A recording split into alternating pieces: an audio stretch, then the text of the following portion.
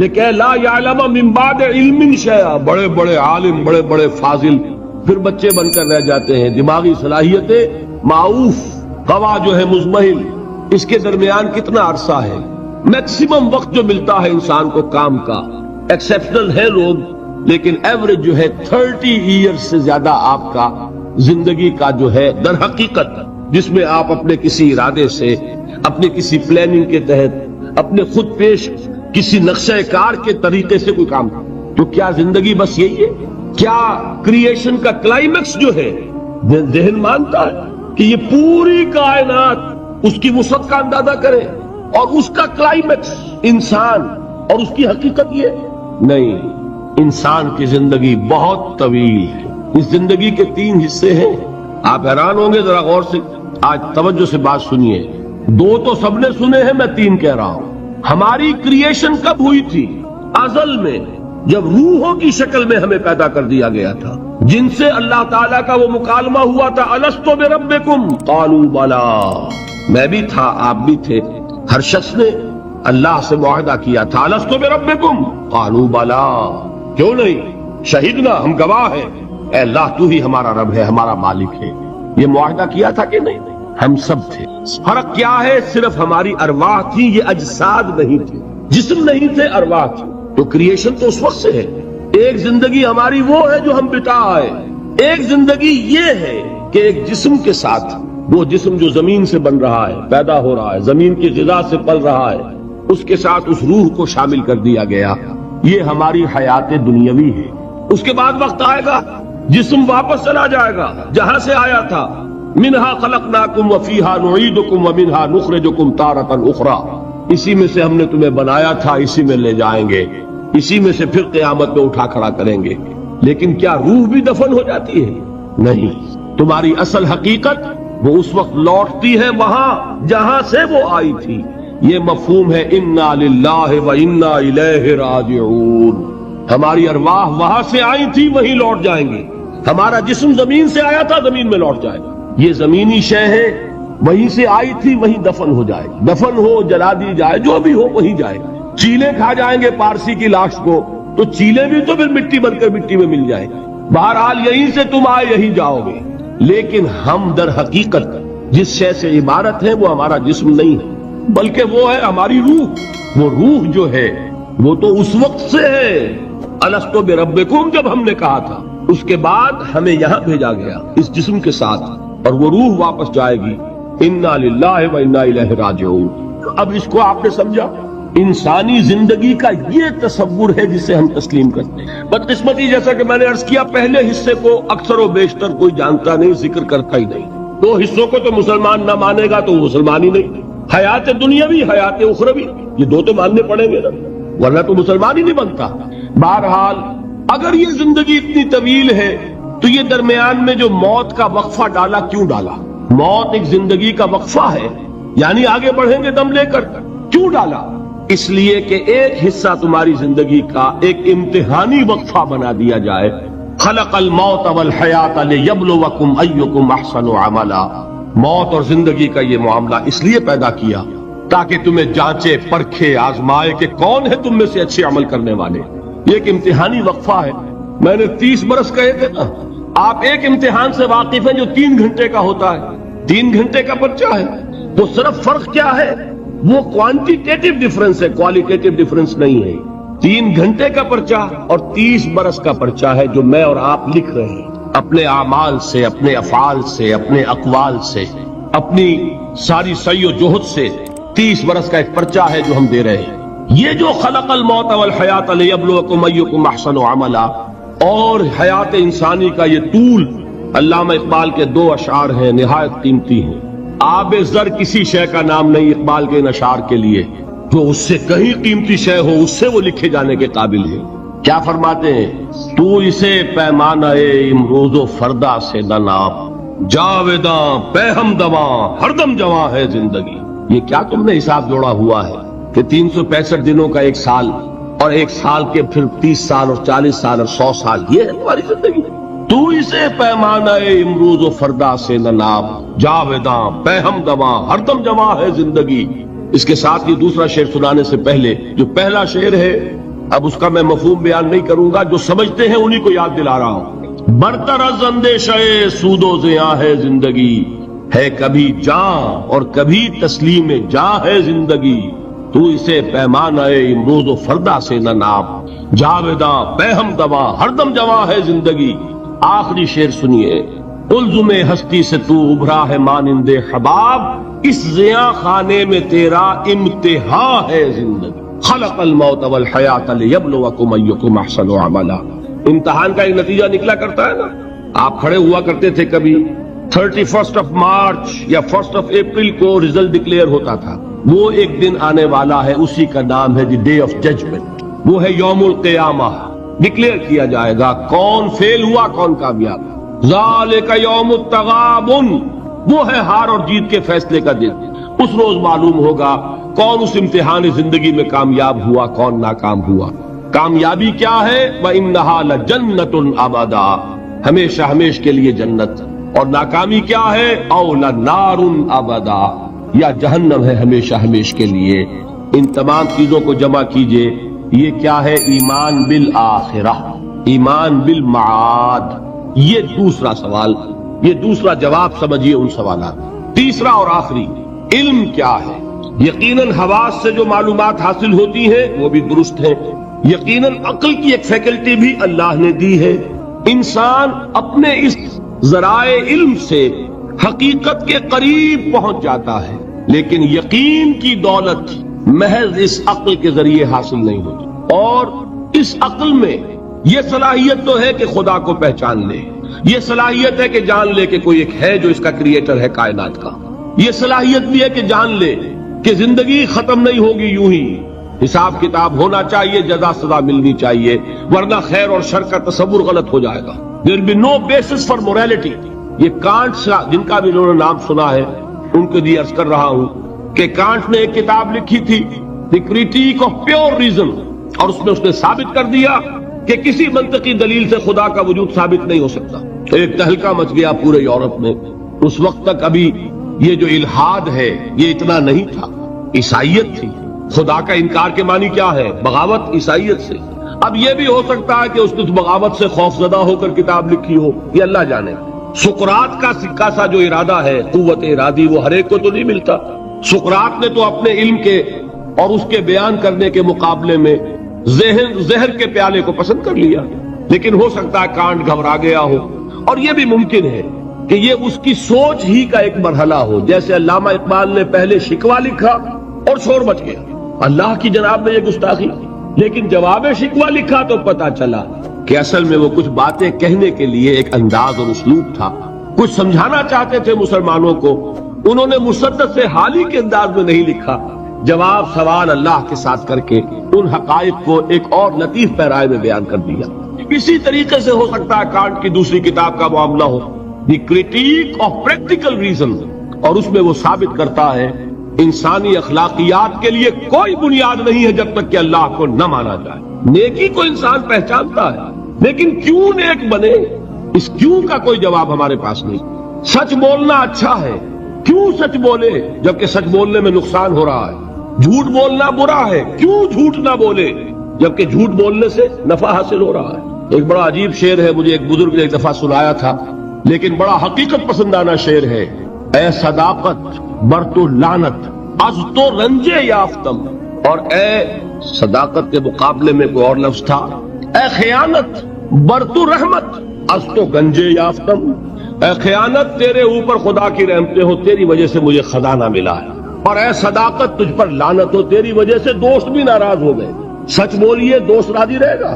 کوئی شخص سچ سن کر راضی نہیں رہتا، لوگوں کو راضی، دوستوں کو راضی رکھنے کے لیے جھوٹ بولنا پڑتا ہے۔ تو اے صداقت یا اے دیانت کہہ لیجئے، اے دیانت برتو لعنت از تو رنجے یافتم، رنج ملا مجھے اور تو کچھ نہیں ملا، لوگ ناراض ہو گئے، غصہ ہو گئے، اور اے خیانت برتو رحمت از تو گنجے یافتم، گنج ملا، خزانہ ملا۔ تو دنیا کی کیفیت تو یہ، پھر کیوں کوئی شخص سچ بولے، کیوں کوئی شخص جھوٹ نہ بولے، کیوں دیانت برتے، کیوں خیانت نہ کرے؟ اس کے لیے لاکھ آپ کوششیں کر لیں، پولیس کھڑی کر دیں، چوکیاں بنا دیں، جس کا داؤ چل جائے گا وہ خیانت کرے ہی کرے گا، اس کو روکنے والی ایک شے ہے اللہ پر ایمان. یہ میں بات کس کی بیان کر رہا ہوں؟ کانٹ کی. بغیر خدا کو مانے ہوئے اخلاق کے لیے کوئی بنیاد. تو یہ ہے وہ چیز جو میں آپ کو بتا رہا ہوں کہ علم انسان کا اس کے حواس سے جو حاصل ہوتا ہے علم، سائنٹیفک علم وہی ہے. قرآن نے کبھی اس کی نفی نہیں کی. قرآن تو کہتا دیکھو، کھول آنکھ فلک دیکھ فضا دیکھ، کھول آنکھ زمین دیکھ فلک دیکھ فضا دیکھ، اور مشرق سے ابھرتے ہوئے سورج کو ذرا دیکھ. افلا ينظرون الى الابل كيف خلقت والى السماء كيف رفعت والى الجبال كيف نصبت والى الارض كيف سطحت. قرآن نے دعوت دی ہے. یہ علم بھی صحیح ہے، حقیقی ہے. پھر تعقل، تفکر، افلا تعقلون، افلا تتفکرون، افلا یعقلون، یہ سارا قرآن نے کہا.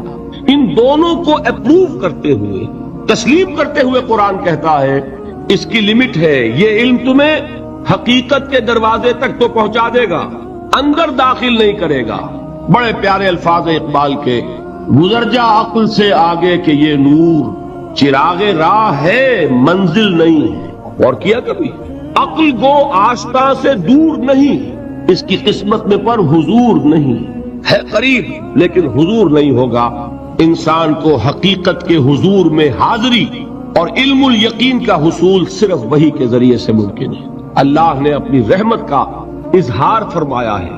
انسان کو محض عقل کے حوالے نہیں کیا، انسان کو محض حواس ظاہری کے حوالے نہیں کیا، بلکہ اس کی ان تمام صلاحیتوں کے مزید جلا کے لیے چنے ہوئے بندے، سیرت و کردار کی معراج پر فائز، جن کی صداقت اور دیانت کا لوہا ان کے دشمنوں نے تسلیم کیا، ان کو چن کر ان پر وحی نازل کی، ہدایت بھیجی، راستہ دکھایا، انہیں مامور کیا کہ چاہے گالیاں دی جائیں، چاہے پتھراؤ کیا جائے، چاہے تمہارے جسم کو لہو رہان کیا جائے، تمہیں خلق خدا کو یہ حقیقت کا پیغام پہنچانا ہے. جو پیغام پہنچانا ہے اس پر عمل کر کے دکھانا ہے. اگر ایک نظام دیا گیا ہے تو نظام کو قائم کر کے چلا کے دکھانا ہے. یہ جلیل القدر ہستیاں انسان تھے، نسل آدم میں سے تھے، اس میں کوئی شک نہیں.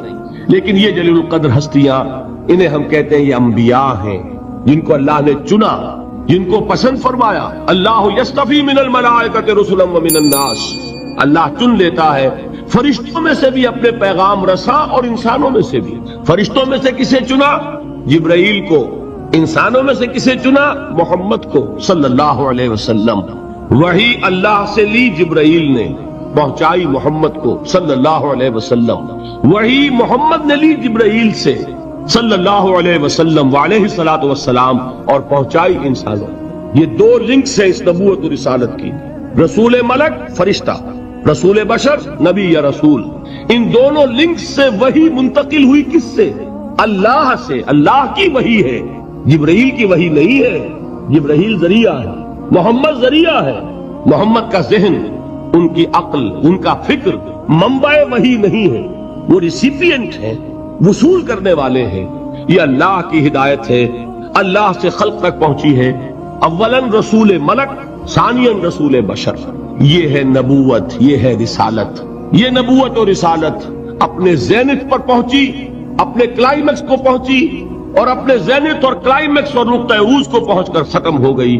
اور یہ نام ہے محمد الرسول اللہ صلی اللہ علیہ وسلم، خاتم الانبیاء، رحمت للعالمین، خاتم النبیین، آخر المرسلین. ان کو جو ہدایت دی گئی وہ ہے القرآن، الہدا، the guidance, the complete guidance, the final guidance.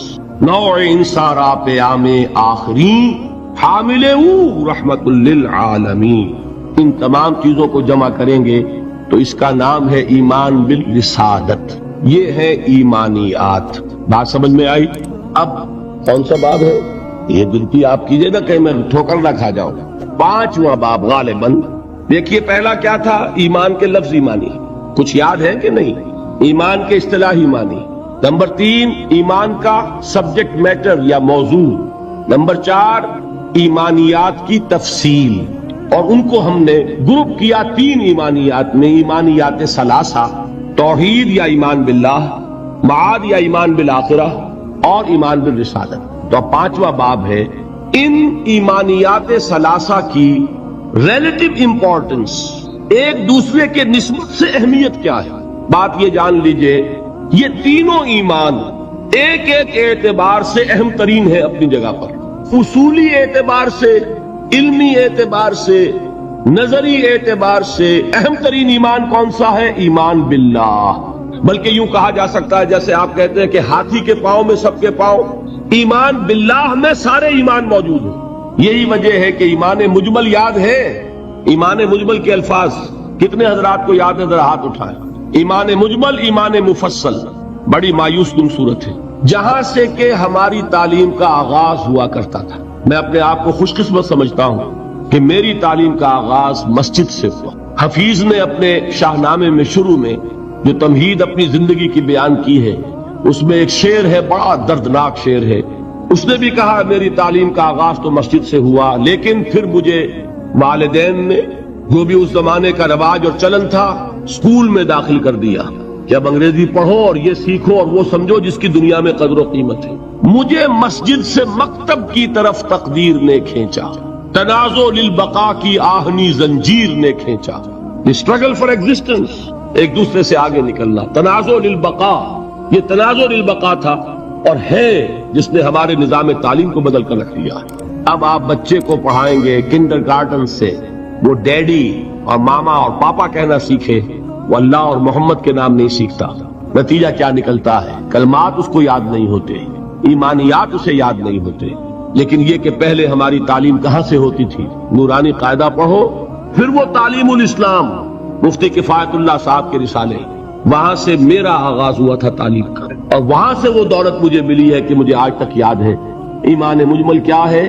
آمنت باللہ کما ہوا باسمائہ وصفاتہ وقبلت جمیع احکامہ اقرار باللسان وتصدیق بالقلب. ایمان مفصل کیا ہے؟ آمنت باللہ وملائکتہ وکتبہ ورسلہ والقدر خیرہ وشرہ من اللہ تعالی والیوم الآخر والقدر خیرہ وشرہ من اللہ تعالی والبعث بعد الموت. اب آپ نے سوچا ایمان مجمل ایمان مفصل رشتہ کیا ہے؟ مجملاً ایمان نام ہے ایمان باللہ کا، اللہ کو مان لیا، سب کو مان لیا. تفصیلاً ایمان نام ہے اللہ کو ماننے کا، فرشتوں کو ماننے کا، اور یوم آخر کو ماننے کا، اور تقدیر کو ماننے کا، اور نبیوں کو ماننے کا، کتابوں کو ماننے کا. یہ ہے تفصیل. اور اجمال میں جس نے اللہ کو مان لیا، اس لیے کہ نبوت اور رسالت کیا ہے؟ اللہ ہی کی ایک صفت ہدایت ہے جس کی توسیع ہے. ہادی، الہادی کون ہے؟ اللہ. اس کی ہدایت کی شکل کیا ہے؟ وہی نبوت رسالت. اللہ کون ہے؟ وہ ہے العدل، انصاف کرنے والا، اور اس کے انصاف کا ظہور ہوگا آخرت میں. ایمان بالآخرہ کیا ہے؟ اللہ کے صفت عدل کا ظہور ہے. نیکوکار کو اس کی نیکی کا جزا ملے، بدکار کو اس کی بدی کی سزا ملے. گندم از گندم بے رویت، جو سے جو. جس نے گندم بوئی گندم کاٹے، جس نے جو بویا جو کاٹے، جس نے کانٹے بوئے کانٹے کاٹے. یہ عدل ہے. اللہ کی صفت عدل کا ظہور ہے آخرہ. تو دونوں یہ ایمانیات در حقیقت اللہ کی صفات کا کی ایکسٹینشن ہے، اس کی توسیع ہے، اس کی کرولریز ہے. تو ایمان اصلاً کیا ہے؟ ایمان باللہ. یہی وجہ ہے قرآن مجید میں ایک جگہ آیا ہے ان الذین قالوا ربنا اللہ ثم استقاموا تتنزل علیہم الملائکۃ الا تخافوا ولا تحزنوا وابشروا بالجنۃ التی کنتم توعدون. کسی اور ایمان کا ذکر نہیں آ. جنہوں نے کہا ہمارا رب اللہ ہے، پھر اس پر جم گئے، ان پر فرشتوں کا نزول ہوتا ہے. کس پیغام کے ساتھ؟ نہ گھبراؤ، نہ رنج کرو، نہ غم، بلکہ خوشیاں مناؤ اس جنت کی جن کا تم سے وعدہ کیا گیا ہے. معلوم ہوا کہ اصل ایمان ایمان باللہ ہے. اسی میں ایک حدیث بھی آتی ہے، حضور سے ایک شخص نے کہا کہ حضور مجھے تو کل دین کی حقیقت ایک لفظ میں سمجھا دیجیے، میں بڑا عاجز ہوں، میرے اندر صلاحیت زیادہ لمبی باتوں کو سمجھنے کی نہیں ہے، ایک بات فرمائیے جو دین کی پوری حقیقت کو بیان کر دے. آپ نے جواب دیا قل آمنت باللہ ثم استقم، کہو میں ایمان لایا اللہ پر، پھر اس پر جم جاؤ. تو ایمان باللہ اور اس پر استقامت، اس میں سب کچھ آ گیا. بلکہ میں یہ کہا کرتا ہوں اس لفظ استقامت میں قیامت مضمر ہے. گلا کچھ خراب ہونے لگا، اس لیے میں ذرا احتیاط سے کام دے رہا ہوں. یہ ذرا گرم ہوگا لیجیے چائے. اب آئیے حقیقت کے اعتبار سے میں نے عرض کیا، نظری اعتبار سے، علمی اعتبار سے، اصولی اعتبار سے اہم ترین ایمان کون سا ہے؟ ایمان باللہ۔ اب لیجئے قانونی اعتبار سے، شرعی اعتبار سے، فقہی اعتبار سے اصل ایمان ہے ایمان بالرسالت۔ کوئی شخص کتنا ہی اللہ کو مانے، کوئی کتنا ہی موحد ہو، کوئی کتنا ہی متوکل ہو، کوئی کتنا ہی معرفت رکھتا ہو، کوئی کتنے ہی مراقبے کرتا ہو، اس کو مراقبوں میں کتنی ہی روشنی نظر آ جائے، مومن نہیں ہوگا جب تک کہ محمد کو نہ مانے صلی اللہ علیہ وسلم۔ یہ ہے قانون، یہ ہے مسلم اور غیر مسلم کا فرق، کون مسلمان ہے کون نہیں۔ اس کا سارا دار و مدار جو ہے وہ ایمان بالرسالت پر ہے، اور ایمان بالرسالت کے ساتھ ختم نبوت و رسالت۔ جس نے اس میں نقب لگائی وہ قانونی اعتبار سے چلا گیا، وہ سچا ہو، بیانت دار ہو، ملنسار ہو، خادم خلق ہو، کچھ بھی ہو، جس نے محمد کا انکار کیا یا محمد کی ختم نبوت کا انکار کیا وہ مسلمان نہیں ہے۔ نا قانونی اہمیت کی چیز۔ آپ کے ہاں بعض لوگ کہتے ہیں فلاں شخص ویسے تو بڑا اچھا ہے، بڑا نیک ہے، دکاندار ہے تو بہت ہی دیانتدار دکاندار ہے، ڈاکٹر ہے تو بہت ہی اچھا اور خوش خود ڈاکٹر ہے، لیکن یہ کہ اس کو لوگ کہتے ہیں کہ وہ غیر مسلم ہے۔ بھائی لوگ یوں ہی نہیں کہتے، اگر ختم نبوت کی فصیل میں نقب لگائی یہی چیز فیصلہ کن ہے کسی شخص کے مسلمان ہونے یا نہ ہونے۔ رسالت کا اقرار اور اس کے ساتھ اس کی ختم نبوت کا اقرار، یہ دو چیزیں ہوں گی تو ایک شخص مسلمان کہلائے گا، مومن کہلائے گا۔ یہ نہیں ہے تو وہ کتنا ہی پاک باز ہو، کتنا ہی متقی ہو، کتنا ہی موحد ہو، کتنا ہی با اخلاق ہو، وہ شخص اپنی جگہ جو ہو سو ہو، مسلم نہیں۔ یہ ہے اہمیت ایمان بالرسالت۔ نمبر 3، عمل کے اعتبار سے، اخلاق کے اعتبار سے اہم ترین ایمان ایمان بالآخرہ ہے۔ آخرت کا خوف ہوگا، تیر کی طرح سیدھے ہو جاؤ گے، جواب دہی کا احساس ہوگا، ہر قدم پھونک پھونک کر رکھو گے، دیکھو گے کہ غلط بات تو میری زبان سے نہیں نکل رہی ہے، اس لیے کہ جواب دہی کرنی ہے۔ اللہ کے ہاں اکاؤنٹ فار کر سکوں گا کہ نہیں، جسٹیفائی کر سکوں گا کہ نہیں، مجھے یہ کہنے کا حق تھا کہ نہیں، میرے لیے یہ لقمہ حلال ہے کہ نہیں، میرے لیے یہ بات جائز ہے کہ نہیں۔ اس کے لیے خوف کیا ہے؟ آخرت کا خوف ہے تو درست ہوگا، عمل صحیح ہو جائے گا۔ آخرت کا خوف نہیں ہے، ایمان باللہ کیا ہوگا؟ ذات و صفات کی بحث ہو جائے گی، علم کلام کا معاملہ بن جائے گا۔ جیسا کہ اقبال نے کہا ہے، کاش کہ یہ اشعار آپ کو یاد ہو، ایک ایک شعر جو ہے دینی حقائق کی اتنی بھرپور اور گمبھیر تعبیر کرنے والا ہے۔ زندہ قوت تھی زمانے میں یہ توحید کبھی، اور اب کیا ہے فقط ایک مسئلہ علم کلام۔ وہ علم کلام کا ایک مسئلہ بن کر ہے، وہ توحید کے جو کریکٹر کو ٹرانسفارم کر دیتی تھی، وہ توحید جو انسانی شخصیت کو رنگ دیتی تھی، صبغۃ اللہ ومن احسن من اللہ صبغہ، آج وہ چند مسئلوں کی بحث کے اندر محدود ہو کر رہ گئی ہے۔ یہ جان لیجئے ایمان باللہ ایک ذہنی عیاشی بن جائے گی اگر آخرت کا خوف نہیں۔ ایمان بالرسالت عشق رسول کی وہ شکل اختیار کرے گا جو آج آپ کے معاشرے میں ہے۔ آپ تماشے کریں گے، جلسے کریں گے، جلوس نکالیں گے، آتش بازیاں چڑھائیں گے، لیکن اتباع رسول نہیں ہوگا۔ کیوں نہیں ہوگا؟ کہ آخرت کا جواب دہی کا احساس نہیں۔ اگر عمل درست ہوگا تو صرف آخرت پر ایمان سے درست ہوگا۔ یہ ہے اہم ترین ایمان۔ یہی وجہ ہے ہم نے اس آخرت کے ایمان کا حلیہ بگاڑ دیا۔ وہ بہت اپنی جگہ پر ایک مستقل موضوع ہے۔ آخرت کے ایمان کی نفی کن کن چیزوں سے ہوتی ہے؟ ایک یہ تصور جو یہودیوں کا تھا، نحن ابناء اللہ واحباؤہ، ہم تو اللہ کے بڑے چہیتے ہیں، لاڈلے ہیں، ابراہیم کی اولاد ہیں، اور ہمیں تو آگ چھوئے گی نہیں، چھوئے گی تو چند دن کے لیے، لن تمسنا النار الا ایاما معدودہ۔ معلوم ہوا کہ آخرت کو مان بھی رہے ہیں، آخرت کا خوف نہیں رہا۔ جب ہم چہیتے ہیں، لاڈلے ہیں، سیاں بے کوتوال، کاہے کا ڈر؟ لہذا ہمیں تو کوئی خوف نہیں، جہنم ہوگی دوسروں کے لیے، ہمارے لیے تو ہے نہیں۔ یہی بات ہمارے ذہنوں میں بیٹھی ہوئی ہے۔ ہم جو کچھ بھی ہیں، خار ہیں اور یہ ہیں اور وہ ہیں، لیکن تیرے محبوب کی امت میں ہے، لہذا ہمارا کلیم ہے جنت از our birth right, we have a reservation there۔ کون ہمیں اسے ڈپرائیو کر سکتا ہے؟ معلوم ہوا کہ آخرت پر ایمان ختم ہو کر رہ گیا اپنی تاثیر کے اعتبار سے، اس کا آپ کے کردار پر، آپ کے اخلاق پر، آپ کے عمل پر کوئی اثر مترتب نہیں ہوگا، اس لیے کہ نفی کر دی ہے اس تصور۔ اور اس پہ کوئی ایک چیز نہیں، بے شمار چیزیں ہیں۔ جس نے آخرت کا سارا خوف دلوں سے نکال لیا اور آخرت کا خوف نہیں ہوگا تو عمل درست نہیں ہوگا، پھر عشق رسول وہ شکل اختیار کرے گا۔ کھڑے ہوئے ہیں اور نعت میں زمین و آسمان کے قلابے ملا رہے ہیں، اور شکل دیکھیے تو 12 بجے ہوئے ہیں۔ سنت رسول صلی اللہ علیہ وسلم کی توفیق نہیں ہے، لیکن عشق رسول کے وہ بلند باغ دعوی ہیں کہ معلوم ہوتا ہے کہ اپنی جان اور تن اور من اور دھن سب کچھ ابھی نچھاور کر دیں گے، لیکن یہ ہے کہ رسول کا اتباع نہیں کر سکتے، رسول کے نقش قدم پر نہیں چل سکتے۔ قرآن پر ایمان کے دعوی ہیں، اور قرآن جس شے کو حرام ٹھہرا رہا ہے اسے اپنے لیے جائز کیا ہوا ہے۔ اللہ کے رسول فرماتے ہیں ما آمن بالقرآن من استحل محارمہ، جو قرآن کی حرام کردہ کسی شے کو اپنے لیے حلال ٹھہرا لے اس کا قرآن پر کوئی ایمان نہیں۔ یہ سب کچھ کیوں ہے؟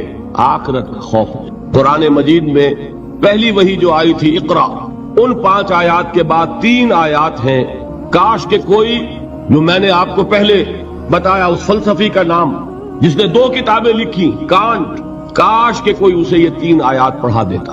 اقبال نے کہا تھا نا نیٹشے کے بارے میں، اگر ہوتا وہ مجذوب فرنگی اس زمانے میں تو اقبال اس کو سمجھاتا مقام کبریا کیا ہے۔ اگر کانٹ کہیں ہوتا اور اسے یہ 3 آیات کوئی پڑھا دیتا، کلا ان الانسان لیطغی، انسان میں بغاوت، سرکشی، تعدی، ظلم یہ پیدا ہو ہی جاتا ہے، دست درازی کر بیٹھتا ہے، دوسروں کا حق مار بیٹھتا ہے۔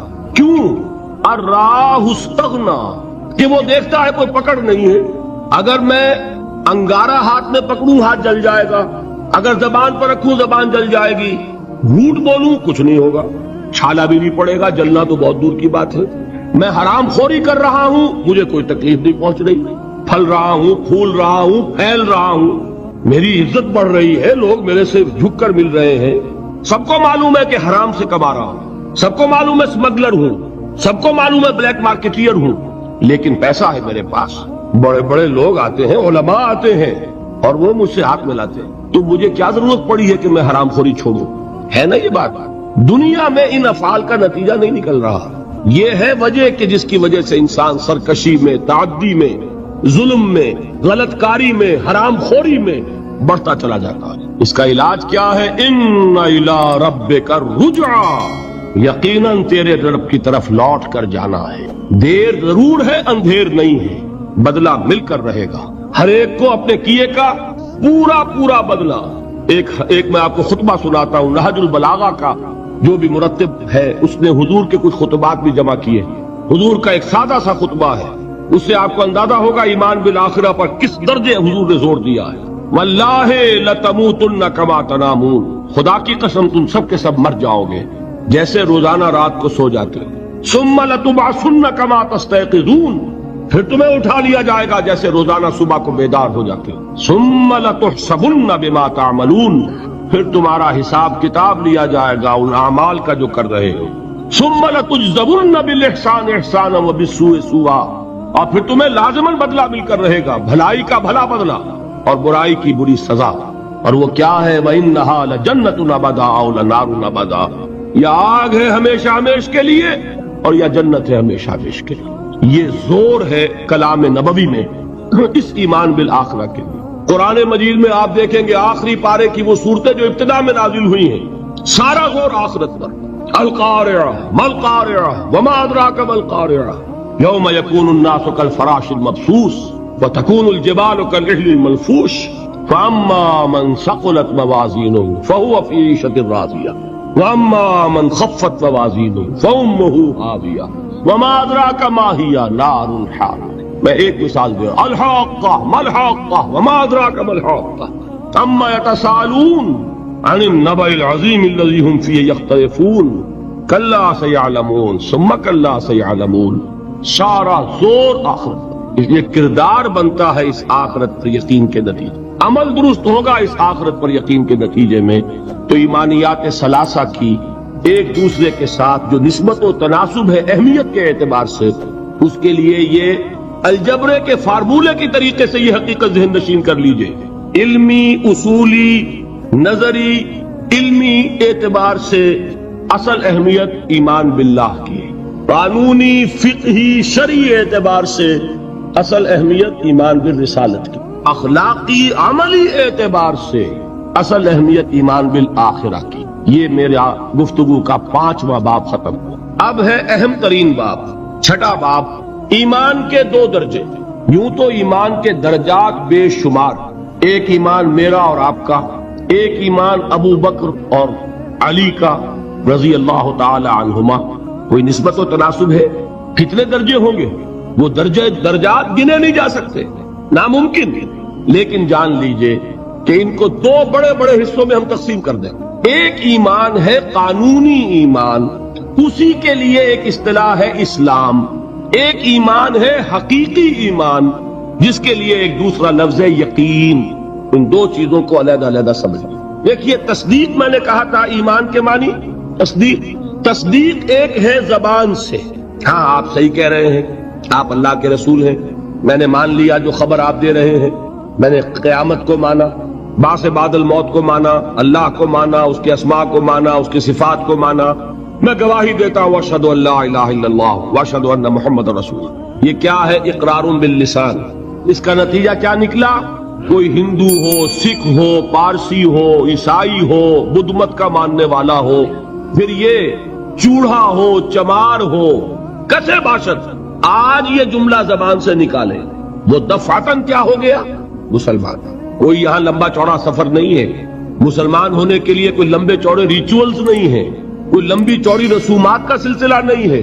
جو شخص یہ کہہ دے اور اقرار باللسان، ہم اسے مسلمان مانتے ہیں، الا یہ نوٹ کر لیجئے، مغالطہ ہو جاتا ہے بعض لوگوں کو، الا یہ کہ بعد میں یہ معلوم ہو کہ وہ کوئی ایسی بات بھی مانتا ہے جو اسلام کی یا حضور کی دی ہوئی بنیادی تعلیمات کے خلاف ہے۔ جب یہ معلوم ہوگا تو ہم کہیں گے نہیں بھائی تم مسلمان نہیں ہوئے، اس کا نام تکفیر ہے، پھر اس کو کافر قرار دیا جائے گا۔ مثال دوں آپ کو، ایک شخص کہتا ہے اشہد ان لا الہ الا اللہ واشہد ان محمد رسول اللہ، ہو گیا مسلمان۔ بعد میں کہتا ہے میں نے آخرت کا اقرار کب کیا تھا؟ میں نے تو اللہ کو مانا، رسول کو مانا، یہ آخرت تو میں نے نہیں مانی۔ اب کیا کہیں گے آپ؟ اس کو مسلمان مانیں گے کہ نہیں؟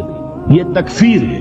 جب تک ہمیں معلوم نہیں کہ وہ آخرت کا منکر ہے، صرف کلمہ شہادت کی بنیاد پر اسے مسلمان مانا جائے گا۔ لیکن جب معلوم ہوا کہ وہ آخرت کا منکر ہے، اب اس کی تکفیر ہو جائے گی کہ نہیں تو مسلمان نہیں ہو، کافر۔ بالکل اسی طرح جب تک ہمیں معلوم نہیں کہ کوئی شخص جو کلمہ شہادت پڑھ رہا ہے وہ ختم نبوت کا منکر ہے، اس وقت تک وہ مسلمان مانا جائے گا۔ لیکن جب یہ معلوم ہو جائے کہ وہ ختم نبوت کا منکر ہے، اس کی تکفیر کی جائے گی، اس لیے کہ محمد رسول اللہ نے جیسے خبر آخرت کی دی، ویسے ہی خبر اپنی نبوت کی اختتام اور تکمیل کی دی۔ تو یہ جو ہے اسلام یا ایمان قانونی، اس کا تعلق ہے اقرار باللسان سے۔ اس کی بنا پر ہم دنیا میں کسی کو مسلمان مانتے ہیں، لیکن ایک ہے تصدیق دل سے، سمجھ رہے ہیں بات؟ یہ دل سے تصدیق ہوگی تو حقیقی ایمان ہوگا۔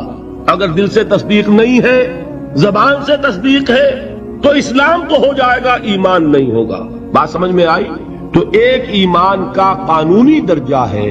اچھا، دل کی تصدیق کی بات ایسی ہے، ہر شخص سمجھ سکتا ہے، اس کو ہم ویریفائی نہیں کر سکتے۔ آج تک بھی، آج کیا تاریخ ہے؟ 12 دسمبر 1985 تک بھی کوئی آلہ ہمارے پاس ایسا نہیں جس کے ذریعے سے ہم دل میں اسے اتار کر یہ دیکھ لے کہ ایمان ہے کہ نہیں ہے۔ نہیں ہے نا؟ تو ایمان کی جو دنیا کا ایمان ہے، اس میں دل کی بات زیر بحث نہیں آئے گی۔ بات سمجھ رہے؟ مجبوری ہے ہماری، we can't know it, we can't verify it. ہم نے کسی کے دل میں اتر کر نہیں دیکھا۔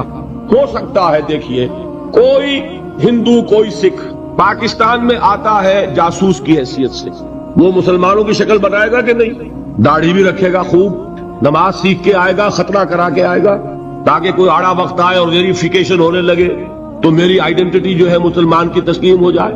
اور ہو سکتا ہے ہمارے ہاں بارڈر ایریاز میں کوئی امام مسجد بن کے بیٹھا ہوا ہو اور وہ ہندو جاسوس ہو، کیا اس کے دل میں ایمان ہے؟ نہیں، وہ بنا ہوا مسلمان ہے، لیکن ہمیں مسلمان ماننا پڑے گا۔ کیوں؟ unless you can prove it otherwise۔ آپ کے پاس کیا ثبوت ہے؟ ثبوت مل جائے گا تو آپ اسے پکڑ کر جیل میں ڈال دیں گے جاسوسی کے جرم میں۔ لیکن یہ کہ جب تک آپ کے پاس کوئی ثبوت نہیں ہے، you will have to accept him as a Muslim۔ اس لیے کہ مسلمان ہونے کے لیے قانونی طور پر ایمان کا تقاضا پورا کرنے کے لیے صرف اقرار باللسان ہے۔ دل کی تصدیق کو اس میں ہم کہیں زیر بحث لا ہی نہیں سکتے، اٹس امپاسبل۔ یہی معاملہ اچھی طریقے سے سمجھ لیجئے۔ ایک شخص عین حالت جنگ میں، آج کل تو خیر دور سے ہوتی ہے ٹھاٹھا، لیکن یہ کہ وہ زمانہ جب کہ حضور کے زمانے میں جہاد ہوتا تھا، قتال ہوتا تھا، دو بدو جنگ ہے، تلوار ہے۔ واقعہ پیش آیا ہے بالفعل حضرت اسامہ ابن زید، جو یوں سمجھیے کہ حضور کے پوتے ہوئے۔ حضرت زید کو حضور نے منہ بولا بیٹا بنایا تھا، وہ تو جب سورہ احزاب نازل ہوئی اور اللہ نے فرمایا کہ اسلام میں کوئی منہ بولا بیٹا نہیں ہے، لوگ انہیں کہا کرتے تھے زید ابن محمد، حضور نے ان کو متبنہ بنایا ہوا ہے۔ پھر ان کو کہا گیا زید ابن حارثہ، تو ان کے بیٹے ہیں حضرت اسامہ، اور حضور انتہائی محبت کرتے تھے۔ ان کا یہ واقعہ ہوا، ایک جنگ میں ایک کافر کے ساتھ مقابلہ ہوا، حضرت اسامہ نے جبکہ بالکل وہ زد میں آ گیا، تلوار ان کی اٹھی ہوئی تھی، اس نے فوراً کلمہ پڑھ دیا، اشہد ان لا الہ الا اللہ واشہد ان محمد رسول اللہ۔ اب ان کے لیے ایک پرابلم ہو گیا، تلوار چلے یا نہ چلے۔ انہوں نے یہی سمجھا کہ یہ صرف جان بچانے کے لیے ہیلا کر رہا ہے، بہانہ کر رہا ہے، تلوار نہیں روکی، گردن اڑا دی۔ لیکن دل میں ایک دغدغہ بھی رہا کہ یہ بات پتہ نہیں میں نے صحیح کی غلط کی۔ حضور کی خدمت میں خود پیش کیا معاملے کو۔ حضور نے فرمایا اسامہ، کلمہ شہادت کے ہوتے ہوئے تمہاری تلوار کیسے چلی؟ عرض کیا حضور اس نے صرف جان بچانے کے لیے کلمہ پڑھا۔ حضور نے اس کی نفی نہیں کی، لیکن یہ فرمایا کہ اسامہ قیامت کے دن کیا جواب دو گے جب کلمہ شہادت تمہارے خلاف استغاثہ لے کر آئے گا۔ اس کلمہ شہادت اور قانونی ایمان کی یہ اہمیت ہے۔ اور مثال سننی چاہتے ہیں؟ قصر خلافت کا محاصرہ کیا ہوا ہے، حضرت عثمان 50 دن تک محاصرہ ہوا، پانی کٹا ہوا ہے، کوئی رسد جانے نہیں دی جا رہی۔ حضرت عثمان کو معلوم ہے یہ باغی ہیں، معلوم ہے کہ یہ لوگ اسلام کی صرف انہوں نے ڈھال لی ہوئی ہے، یہی ہے جو فتنہ پیدا کر رہے ہیں، لیکن وہ ڈھال قانونی ایمان کی ڈھال ہے، کلمہ شہادت ادا کر رہے ہیں۔ کوئی جرم ابھی ثابت نہیں ہو سکا، ابھی تو انہوں نے قتل نہیں کیا حضرت عثمان کو، شہید نہیں کیا، تو کسی جرم کے وقوع میں آنے سے پہلے اس کی سزا کیسے دیں؟ حضرت عثمان کا جو فیصلہ تھا، بعض لوگ ناسمجھ لوگ، کم سمجھ لوگ، بلکہ میں سمجھتا ہوں کہ نیتوں میں فطور ہے جو یہ کہتے ہیں کہ حضرت عثمان نے یہ بڑا غلط کیا، بڑی کمزوری دکھائی، معاذ اللہ ثم معاذ اللہ۔ یہ وہی تو بات ہے، حضرت عثمان تلوار کیسے اٹھائیں جبکہ وہ کلمہ شہادت کی ڈھال رکھتے ہیں؟ کیا کہا تھا انہوں نے کہ میں ہرگز اپنی تلوار کو کسی کلمہ گو کے خون سے رنگین کرنے کے لیے تیار نہیں۔ یہ مجھے شہید کرنا چاہتے ہیں کر دیں، لیکن میں اپنی جان کے تحفظ میں کسی کلمہ گو کا خون نہیں بہاؤں گا، اس لیے کہ یہ کلمے کی ڈھال بہت بڑی ڈھال ہے، جس کو کہ حضرت اسامہ، حضور فرما رہے ہیں کہ اسامہ کیا جواب دو گے قیامت کے دن جب یہ کلمہ شہادت تمہارے خلاف استغاثہ لے کر آئے۔ یہ ہے اس قانون کی اہمیت۔ قانونی ایمان اس دنیا میں انتہائی اہمیت کا حامل ہے۔ حضور نے فرمایا کہ ایک مسلمان کی جان اور اس کی آبرو اللہ کی نگاہوں میں اتنی محترم ہے جتنا کعبہ۔ یہ تو آج ہمارا حال ہو چکا ہے کہ مسلمان کے خون سے خنجر آلودہ کر رہا ہے، مسلمان کی گردنیں کاٹ رہا ہے۔ ہمارے ہاں بڑی جنگوں کو چھوڑیے جو ہو رہی ہے اس وقت، آپ دیکھیں گے کہ ہمارے ہاں، ہمارے ممالک میں، خاص طور پر پاکستان میں، چند ٹکوں کے لیے انسانی جان لی جا رہی، چھوٹے چھوٹے جھگڑے، چند روپے کا جھگڑا ہے اور انسانی جان لے لی گئی، جس کو حضور نے فرمایا کہ اس کا احترام اللہ کی نگاہ میں بالکل اتنا ہے جتنا کعبے کا احترام۔ یہ ہے اس قانونی اسلام کی اہمیت۔ لیکن یہ جان لیجئے اس قانونی ایمان کا عمل دخل صرف اس دنیا تک ہے، آخرت میں سابقہ پیش آئے گا اس ہستی سے جو ہماری طرح لاچار نہیں ہے، وہ دلوں کے حال کو جانتی ہے، علیم بذات الصدور ہے، وہ جانتی ہے یعلم ما تسرون وما تعلنون، اللہ تو جانتا ہے جو کچھ تم ظاہر کرتے ہو اور جو کچھ تم چھپاتے ہو، واللہ علیم بذات الصدور، وہ تمہارے سینوں کی کیفیت کو جانتا ہے۔ لہذا یہ قانونی ایمان کیا مانی؟ اگر صرف اقرار باللسان ہے اور تصدیق بالقلب نہیں ہے، یہ ایمان دنیا میں معتبر ہوگا، دنیا میں ایک مسلمان کی حیثیت سے تسلیم کرا لے گا، اس کو تمام لیگل رائٹس، تمام constitutional rights of a Muslim in an Islamic state, تمام legal and moral rights of a Muslim in an Islamic society, he will be entitled to everything، ہر حق اسے حاصل ہے۔ لیکن آخرت میں معاملہ ہوگا اس ایمان حقیقی کی بنیاد پر جو قلبی تصدیق کے ساتھ، تصدیق ہے تو مومن قرار پائے گا، تصدیق قلبی نہیں ہے تو مومن نہیں قرار پائے گا۔ یہ البتہ ہے اس تصدیق قلبی کے مدارج ہوں گے، یقین کی گہرائی، جیسا کہ میں عرض کر چکا، کہاں ابو بکر اور علی اور عمر اور عثمان اور طلحہ اور زبیر، کہاں سلمان فارسی، کہاں ابو ذر، کہاں ان کا ایمان، کہاں ہم میں سے کسی کا ایمان، زمین و آسمان کا فرق ہوگا۔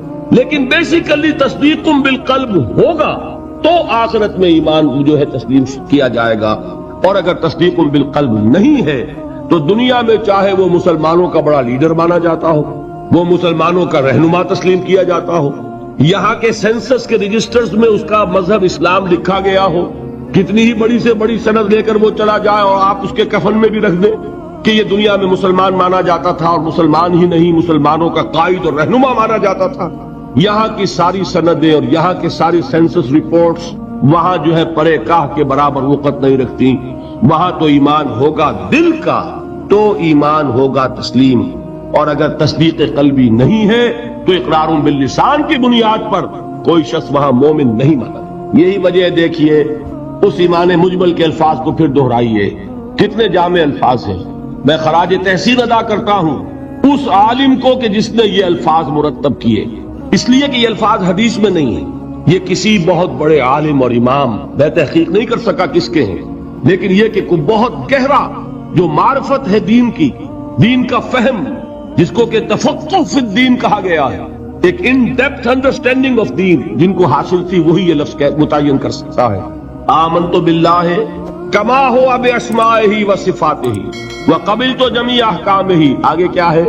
اقرار باللسان و تصدیق بالقلب، میں زبان سے اقرار کر رہا ہوں، دل سے تصدیق کر رہا ہوں، دونوں چیزیں ہیں تو قانونی ایمان بھی مہیا ہو گیا، حقیقی ایمان بھی مہیا ہو گیا۔ اور اگر یہ دونوں چیزیں نہیں ہیں، صرف اقرار باللسان ہے تو وہ دنیا میں مسلمان سمجھا جائے گا، اگر تصدیق قلبی نہیں ہے آخرت میں وہ مومن شمار نہیں ہوگا۔ اچھا ایک اور شکل بھی ہو سکتی ہے، ہو سکتا ہے تصدیق بالقلب ہو لیکن اقرار نہ کرے، یہاں وہ شخص بھی یہاں مسلمان نہیں مانا جائے گا، وہاں کا معاملہ اللہ کے حوالے ہے، وہ انڈیویجول کیس ہے، اللہ تعالیٰ جیسے چاہے اس سے معاملہ کرے گا، لیکن یہاں مسلمان اور مومن منوائے جانے کے لیے اقرار باللسان لازمی ہے۔ کسی شخص کو لاکھ یقین ہو، ابو جہل نے بھی اقرار کیا تھا جب اس سے سوال کیا گیا کہ کیا تمہارا یہ خیال ہے کہ محمد جھوٹ کہہ رہے ہیں صلی اللہ علیہ وسلم؟ انہوں نے کہا نہیں، محمد نے کبھی جھوٹ نہیں بولا۔ پھر سوال کیا گیا پھر ان کی بات کیوں نہیں مانتے؟ اس نے صاف اقرار کیا، میں یہ کہا کرتا ہوں give the devil his due, وہ ابو جہل ہے، کفار کا چھوٹی کا لیڈر، حضور کا نہایت یوں کہیے کہ دشمن، لیکن یہ کہ اس کو بھی اگر اس کے اندر کوئی بات تھی تسلیم کیجئے، give the devil his due, اس نے جھوٹ نہیں بولا، سچ بولا۔ اس نے کہا میں کبھی نہیں مانتا یہ کہ حضور یہ محمد صلی اللہ علیہ وسلم جھوٹ بولتے، کبھی جھوٹ نہیں بولا۔ بھائی مانتے کیوں پھر نہیں؟ کہنے لگا کہ ہمارے اور ان کے درمیان ایک مسابقت اور مقابلہ چل رہا تھا، یہ قبائل کے اندر آپ کو معلوم ہے مقابلہ ہوتا ہے ایک دوسرے سے آگے بڑھنے کا، کہیں گھوڑا آگے بڑھانے پہ جھگڑا اور کہیں پانی پینے پلانے پہ جھگڑا۔ تو قریش ایک قبیلہ ہے، قریش کے گھرانے ہیں، یہ بنو ہاشم، بنو امیہ، بنو عدی، بنو تیم، بنو فلاں۔ تو اس نے کہا کہ ہمارے اور بنو ہاشم کے درمیان ایک مقابلہ تھا، مسابقت تھی، ہم کندھے سے کندھا لگائے آ رہے ہیں آج تک، ہم نے آگے نہیں نکلنے دیا بنو ہاشم کو، انہوں نے سخاوتیں کی، ہم نے ان سے بڑھ کر کی، انہوں نے لوگوں کو کھانے کھلائے، ہم نے بڑے دسترخوان بچھا دیے، ابھی تک تو ہم کندھے سے کندھا ملائے آ رہے ہیں، اگر ان کی نبوت مان لیں تو ہم قیامت تک کے لیے نیچے ہو جائیں گے، اور یہ مجھے گوارا دے۔ اور مثال چاہیے، قرآن کتنی مرتبہ کہتا ہے کہ یہود کے علماء حضور کو اس طرح پہچانتے تھے جیسے اپنے بیٹوں کو پہچانتے، یعرفونہ کما یعرفون ابناہم، ایک شخص لاکھوں میں بھی اپنے بیٹے کے پہچان میں غلطی نہیں کرے گا۔ وہ مثال دی ہے اللہ تعالیٰ نے، ایسے پہچانتے ہیں محمد کو جیسے اپنے بیٹوں کو پہچانتے ہیں، لیکن ایمان نہیں لائے۔ ایک استثناء حضرت عبداللہ ابن سلام رضی اللہ تعالی عنہ، علماء یہود میں سے جو ایمان لائے ہیں، باقی کوئی ایمان نہیں لایا۔ کیوں کہ آج تک تو ہماری سرداری ہے، ہماری چودراہٹ ہے، لوگ ہم سے فتوے مانگتے ہیں، لوگ ہم سے آ کر پوچھتے ہیں، ہمارے ہاتھ چومتے ہیں، اگر ہم محمد کو مان لیں ہماری سیادت، ہماری قیادت، ہماری چودراہٹ، ہماری مسند نشینی یہ سب کے سب ختم ہو جائے گی، اور یہ ہمیں گوارا نہیں۔ یہ ہے اصل سبب۔ تو اقرار باللسان لازم، اور دنیا میں اسی پر دار و مدار ہے کسی کے مسلمان مانے جانے کا، لیکن تصدیق بالقلب لازم، اور آخرت میں کسی کے مومن مانے جانے کا کلیتاً دار و مدار تصدیق بالقلب. یہ دونوں باتیں علیحدہ علیحدہ. اصل میں ہمارے ہاں ایسا ہوا ہے کہ ان چیزوں میں صحیح طور پر علیحدہ علیحدہ نہ سمجھنے کی وجہ سے بڑی کنٹروورسیز ہو گئی ہیں، بڑے مغالطے، بڑے مباحثے، بڑے مناظرے، علم کلام کی بڑی بحثیں، ایمان کی حقیقت، ایمان اور عمل کا تعلق، ان چیزوں میں سارے اختلافات ریزالو ہو جاتے ہیں اگر یہ بنیادی بات آپ کو معلوم ہو جائے. دیکھیے ایک انتہا پر نکل گئے خوارج نے کیا کیا؟ عمل کی بنیاد پر تکفیر. جس نے گناہ کبیرہ کیا کافر ہو گیا، کافر ہے تو مرتد ہے تو واجب القتل ہے. یہ ان کی بہت بڑی ٹھوکر تھی. اس دنیا میں مسلمان مانے جانے کا سارا دار و مدار صرف اقرار پر ہے. نماز نہ پڑھو کافر نہیں ہوگے، نماز کا انکار کرو گے کافر ہو جاؤ. روزہ نہ رکھو فاسق اور فاجر شمار ہوگے، روزے کا انکار کر دو کافر ہو جاؤ گے. زکوٰۃ نہیں دیتے ہو، کوتاہی ہے، عملی کوتاہی ہے، گناہ ہے، اللہ کے ہاں سزا پاؤ گے، کافر نہیں ہوگے. زکوٰۃ کا انکار کر دو گے کافر ہو جاؤ گے. اسی طریقے سے کوئی شخص شراب پیتا ہے، فاسق ہے، فاجر ہے، کافر نہیں ہے. اگر یہ کہتے شراب حرام نہیں ہے کفر ہو جائے گا. قرآن کی نفی ہو گئی، کفر ہے. کوئی شخص بدکاری کر بیٹھا ہے، کافر نہیں ہوا، گناہ گار ہوا. اگر اس کے خلاف سزا، اگر مقدمہ ثابت ہو جاتا سنسار کر دیجئے. حضور نے سنسار کیا، مرد کو بھی کیا، عورت کو بھی کیا. لیکن یہ کہ انہیں کافر نہیں کہا، بلکہ جنہیں سنسار کیا گیا تھا ان کے خلاف کسی نے اگر یہ جملہ بھی کہہ دیا کہ کتنا بے حیا مرد تھا یا کتنی بے حیا عورت تھی، تو حضور نے ڈانٹا. اس نے وہ توبہ کی ہے کہ اگر تمام مدینے والوں پر تقسیم کر دی جائے تو سب کی نجات کے لیے کافی ہو جائے. حالانکہ مدینے میں منافقین بھی بھرے ہوئے تھے. حضور نے فرمایا اتنی بڑی توبہ کی اس اللہ کی بندی نے، خطا ہو گئی. جذبات کے رو میں آ کر کوئی کیا نہیں کر بیٹھتا. لیکن آپ ذرا غور کیجئے، اس اللہ کی بندی کا تصور کیجئے جو خود چل کر آتی ہے، حضور مجھ سے وہ خطا ہو گئی ہے جس کی سزا رجم ہے، آپ مجھے پاک کر دیجئے، میں اللہ کے ہاں نہیں جانا چاہتی، مجھے آپ کو سزا دے کر اس دنیا میں پاک کر. حضور نے اپنا رخ پھیر لیا، وہ پھر آئی. حضور نے پوچھا دماغ خراب تو نہیں ہے؟ نہیں حضور مجھ سے وہ خطا ہو گئی. اب مجبور ہو کر آپ پوچھتے ہیں حمل تو نہیں رہ گیا؟ یہ حضور رہ گیا ہے. تو پھر اس ننھی جان کا کیا قصور ہے؟ جرم تمہارا ہے، اس کا کوئی جرم نہیں. جاؤ وضع حمل کے بعد آنا. وہ اللہ کی بندی وضع حمل کے بعد پھر حاضر ہے. حضور پیدائش ہو چکی ہے، اب مجھے پاک کر. ذرا تصور کیجئے، جس کو کہا جاتا ہے وحشیانہ سزا. اور واقعہ یہ کہ اس سے زیادہ سخت موت کا آپ تصور نہیں کر سکتے. یہ کوئی الیکٹرک چیئر والی موت نہیں ہے کہ ایک کرنٹ گیا اور ختم ہوئے. یہ پھانسی کی موت نہیں ہے کہ ایک جھٹکا اس کے بعد انسان کو کچھ پتا نہیں. یہ آپ کو نظر آ رہا ہے کہ جسم جو ہے پھڑپھڑا رہا ہے، تڑپ رہا ہے، اس کو کچھ پتا نہیں. یہ موت کے پتھراؤ ہو رہا ہو اور ایک ایک پتھر جو ہے جسم کے اندر گھاؤ ڈال رہا ہو اور خون کے فوارے چھوٹ رہے ہوں اور جان اس طرح نکل رہی ہو، لیکن وہ اللہ کی بندی خود پیش کر رہی ہے اپنے آپ کو وضع حمل کے بعد حاضر.